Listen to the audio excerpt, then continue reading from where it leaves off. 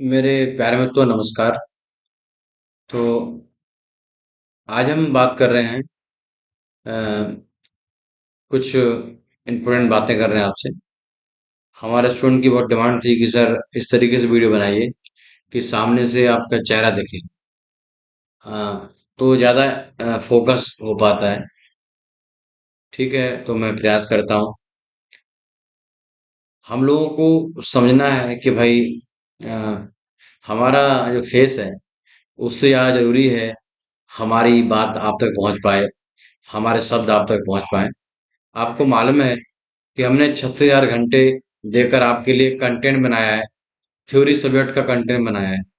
तो उसके लिए आप लोग से एक अनुरोध है कि आप लोग हमारी बात को बहुत ध्यान से सुने और हमारे कोर्स आप ज्वाइन करते हैं तो उसके बाद आप प्रॉपर तरीके से उसको टाइम दें। 2 घंटे 4 घंटे जो भी टाइम दे सकते हैं दें और डेली बेसिस पे टाइम दें। 2 दिन में 3 दिन में हमारा टेस्ट जरूर दें। और जब आप ऐसा करेंगे तो आपका सिलेक्शन 100% होगा।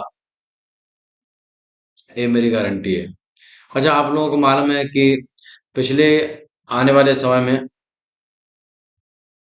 आने वाले समय में हाँ, अगर हम बात आईओसीएल की करें तो आईओसीएल में भी हमारे बहुत सारे स्टूडेंट हैं जिन्होंने सिलेक्शन करके दिखाया है ना। आईओसीएल में 100+ स्टूडेंट का सिलेक्शन एज ए परमानेंट तौर पे हुआ है ना। ऐसे ही अगर अप्रेंटिस में देखें तो अप्रेंटिस के लिए 300+ स्टूडेंट का सिलेक्शन एज ए अप्रेंटिस वहां पर हुआ। और ऐसे ही बार्क के बारे में बात करें, आईओसीएल, इसरो, डीआरडीओ, इफको, हर एग्जाम में आपने सिलेक्शन हमें ला के दिखाई दिए, सिलेक्शन हमने देखे। तो आपसे अनुरोध है कि आप लोग पढ़ाई करते रहें, प्रॉपर टेस्ट देते रहें, तो आपका सिलेक्शन जरूर होगा। चलिए आज हम एक टॉपिक आपसे डिस्कस करते हैं। अ, जैसा कि अगर हम बात करें, अ, कैसा कलर पसंद है आपको? ब्लू कलर ले या ब्लू कलर ले तो ओके, ठीक है। तो इसमें अगर हम बात करें कि भाई क्या है, तो आप यूँ समझिए, अ, आपने कभी कूलिंग टावर को देखा होगा। कूलिंग टावर, कूलिंग टावर के बारे में जब हम देखते हैं कि पढ़ते हैं, भाई कूलिंग टावर का काम क्या है? कूलिंग टावर का जो काम होता है वो पानी को ठंडा करने का काम होता है। इंडस्ट्री में हम देखते हैं कि वो सारी इंडस्ट्री जहाँ पर कूलिंग वाटर के तौर पर समुद्र का पानी नहीं होता है, हम वहाँ पर बोरवेल से हम पानी निकालते हैं, जमीन से पानी निकालते हैं या फिर किसी नदी से पानी लेते हैं और उस लिमिटेड क्वांटिटी को रिसर्कुलेट करते हैं। क्योंकि हम इसका use for the purpose of cooling कर रहे होते हैं, तो ये हीट हो जाता है और हीट अप होने पर उसको ठंडा करने के लिए हम कूलिंग टावर्स का यूज करते हैं, जो मैंने मास ट्रांसफर आपको बताया। कूलिंग टावर का जब यूज करते हैं तो कूलिंग टावर में जो नीचे से इस तरीके से नीचे से एयर आती है और ऊपर से यहाँ पर क्या होता है कि पानी पानी गिरता है, वाटर जो है ऊपर से गिरता है। ये मैं फर्स्ट टाइम इस तरीके से पढ़ा रहा हूँ, थोड़ा सा राइटिंग डिस्टर्ब हो सकता है। तो यहाँ पर वाटर ऊपर से गिरता है।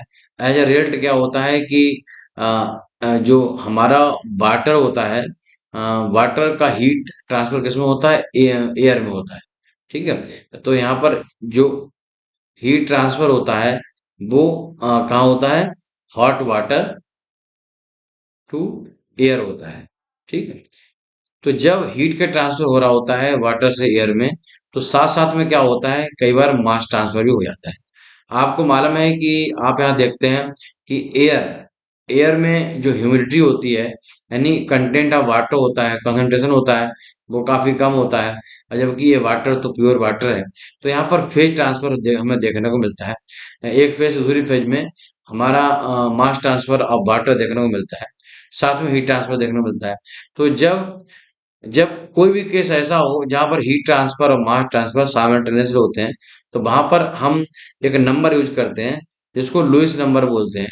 लुईस नंबर हमें बताता है कि हम अगर किसी जगह पे जहाँ पर मास ट्रांसफर हीट ट्रांसफर साथ साथ होते हैं, तो वहां पर हमें ये पता करना हो कि मास ट्रांसफर रेट ज्यादा है या फिर हीट ट्रांसफर ज्यादा है, तो वहां पर हम लुईस नंबर का यूज करते हैं। लुईस नंबर ने एक डायमेंशन लेस नंबर है, और आपको मालूम है कि Lewis number is the ratio of alpha and D. ठीक, alpha is the thermal diffusivity, and D, D मतलब डीएवी, डीएवी जो है मास डिफ्यूजिविटी है। ठीक है, आप लोगों को मालूम होगा कि डीएवी की यूनिट क्या है। डीएवी की यूनिट है मीटर स्क्वायर पर सेकंड या फिर सेंटीमीटर स्क्वायर पर सेकंड। सेम अल्फा, अल्फा देखो क्योंकि ये डायमेंशनलेस नंबर है, तो जो नीचे की यूनिट होगी वही ऊपर की यूनिट होगी। ठीक है, तो इसको हमें देखना है, तो भाई इसकी यूनिट क्या है, तो इसकी यूनिट भी मीटर स्क्वायर पर सेकंड या फिर सेंटीमीटर स्क्वायर पर सेकंड होगी। ठीक है, तो अच्छा, अल्फा को हम के अपॉन रो सीपी भी कहते हैं, ये इसका पूरा है, के अपॉन रो सीपी, और ये डी। तो हम Lewis number is the ratio of alpha upon D, या फिर अल्फा अपॉन डी, या फिर सॉल्व करेंगे उसको के अपॉन रो सीपी डी। तो ये हमारा लुईस नंबर का यहाँ पर फॉर्मूला निकल के आता है। ठीक, तो एग्जाम में ऐसे पूछ लेता है कि भाई, ऐसे पूछ लेता है कि लुईस नंबर क्या है। तो लुईस नंबर हमारा दो नंबर का क्या है, एक दो नंबरों का, दो अलग अलग जो नंबर्स हैं, नंबर नहीं कह सकते, दो अलग अलग जो कोफिशिएंट हैं, उन कोफिशिएंट का क्या है, एक रेशियो है। राइट।